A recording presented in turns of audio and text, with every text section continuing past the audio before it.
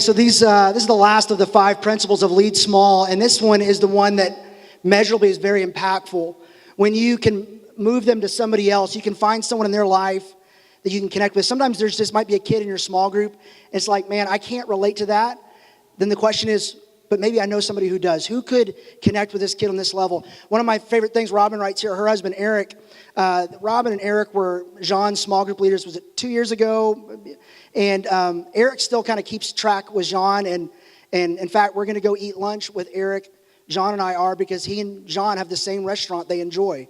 And so they're going to go eat together. And so I love that Eric is a guy that's connected to, that he's been moved to Eric to be an influence as well. You know, move them to be the church. We want kids to know at a very young age, and I don't think there's a minimum here, that they are the church. They're part of the mission. They're not just recipients.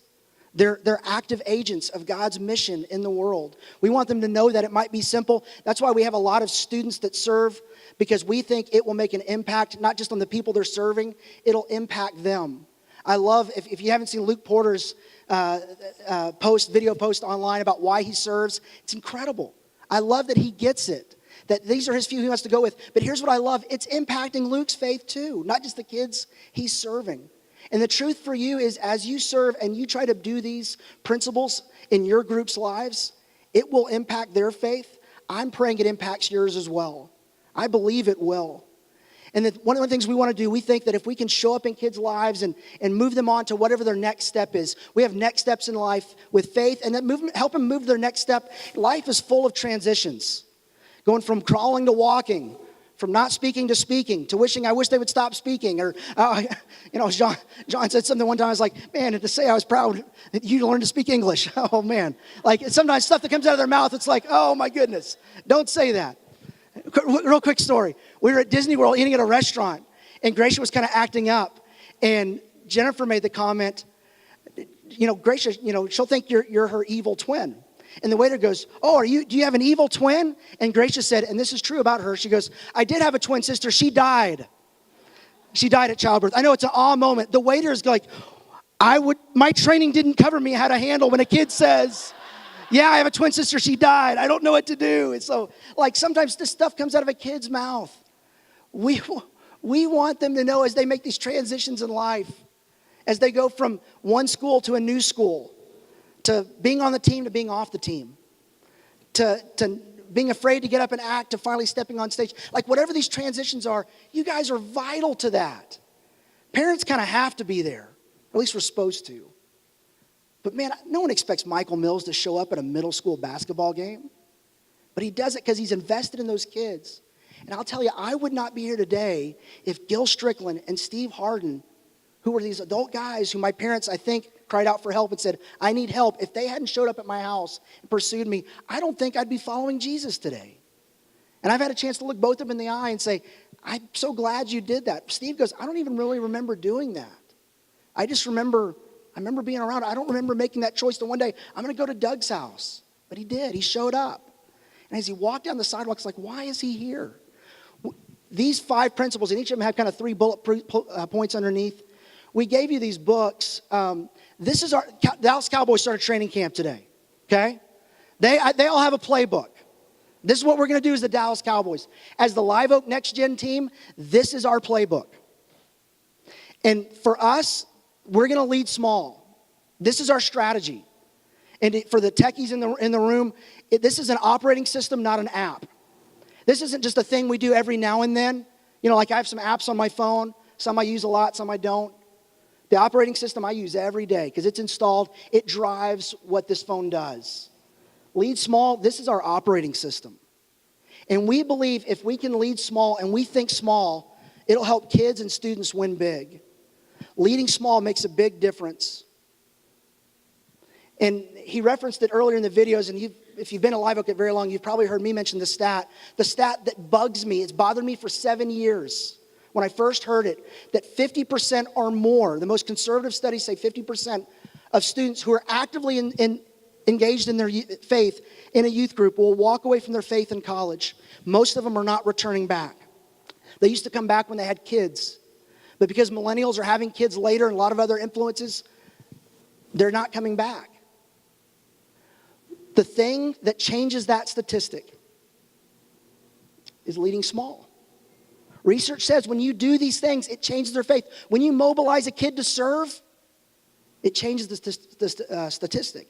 When you are one of multiple adults who are getting to know a kid and living out your faith authentically in their life, it changes the statistic.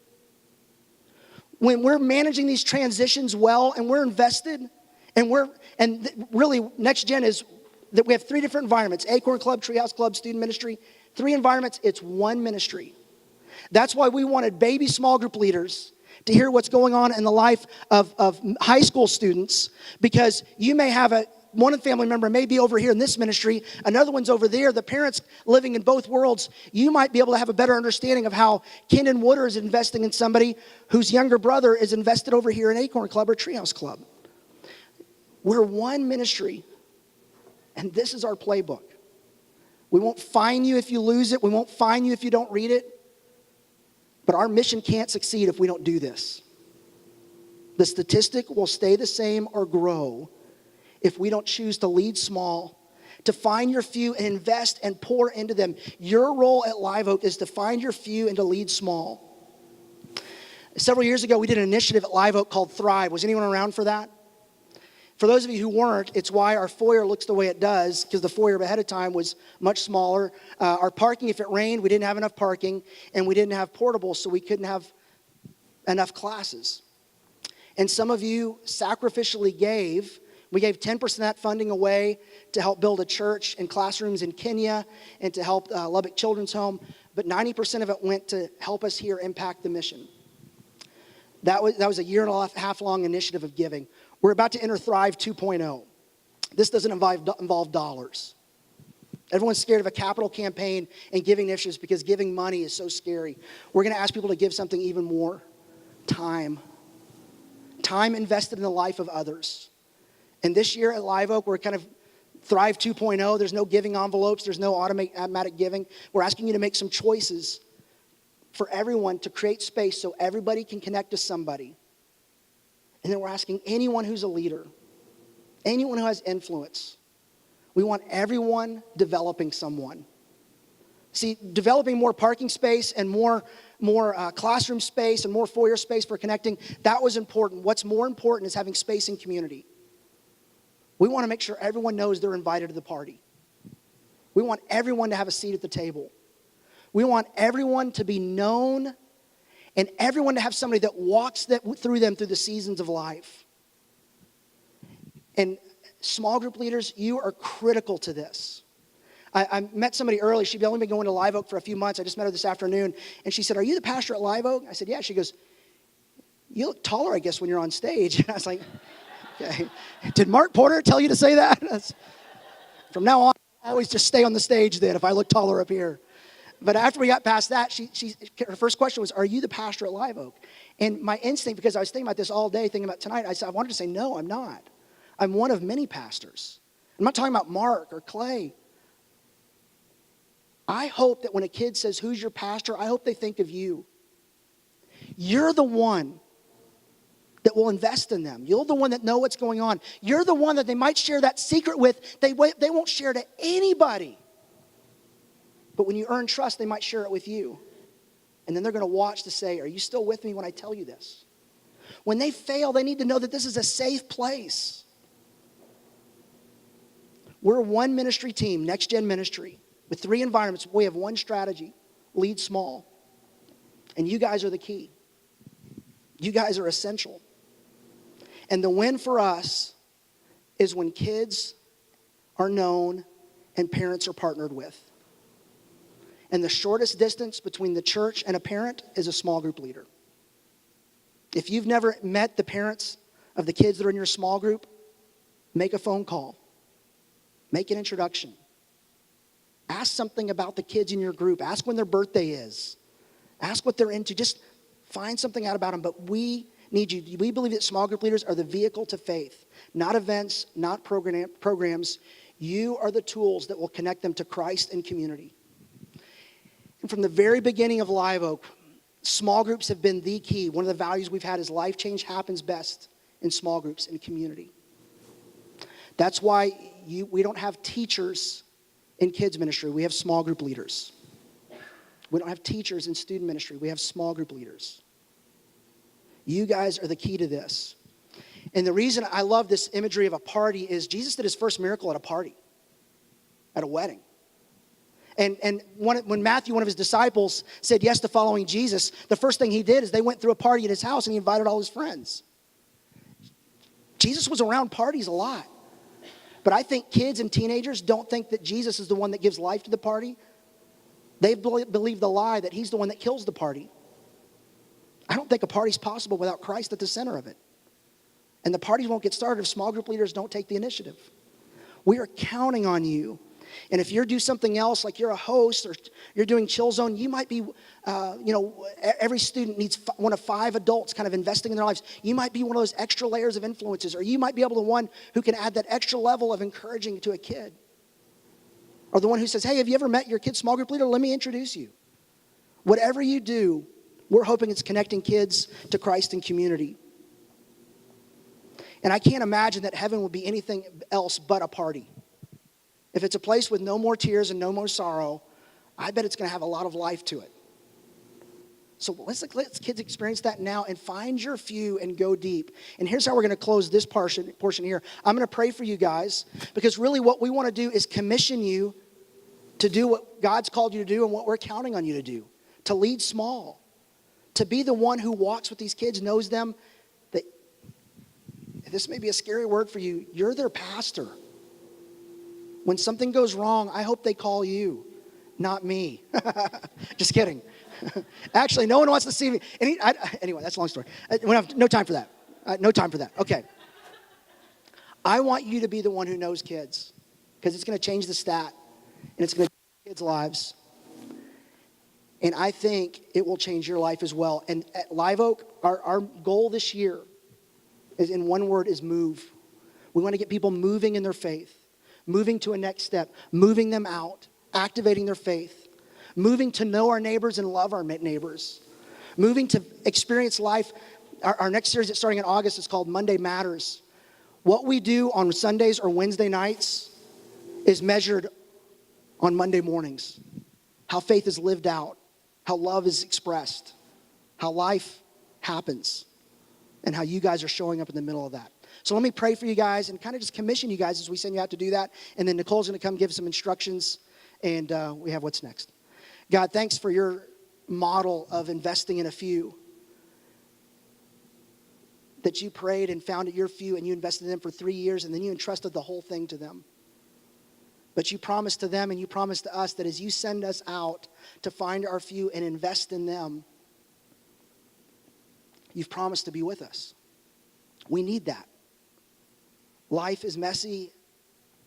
Kids can be challenging. Some of these stories are just overwhelming. The opportunities and the competition for their hearts and their minds is huge. And so we need you to do what only you can do. But you've asked us to do something very specific, to pour our lives into a few. We don't have to fill their cup, but you've called us to empty ours and pour ourselves into them. And what may seem like such a small little investment, week after week after week, we underestimate the impact of that over time.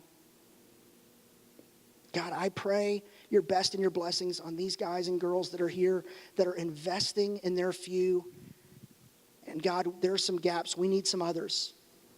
So help us to find our few and invest in them, to make sure everyone's connected to someone, and help us to find somebody that we could help set loose to find their few as well, and to develop them and bring them on board. So as we grow larger as a church, we can always be growing smaller. Thanks that what you care about,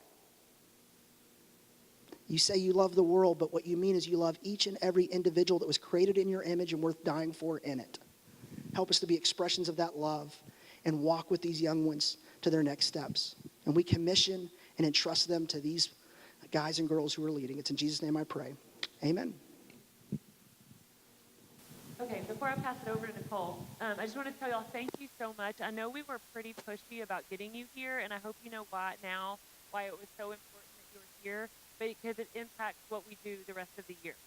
And so thank you for the sacrifice that you made on a Monday evening to be here. We appreciate it. we are going to make very good use of your time this year. Everybody look at Christy. That makes her real comfortable. But anyway, we want to make good use of your time. We don't want to waste your time, and so we hope that you have been kind of filled up and encouraged, and like Doug said, commissioned out. But while Doug was talking, so I've been thinking all week.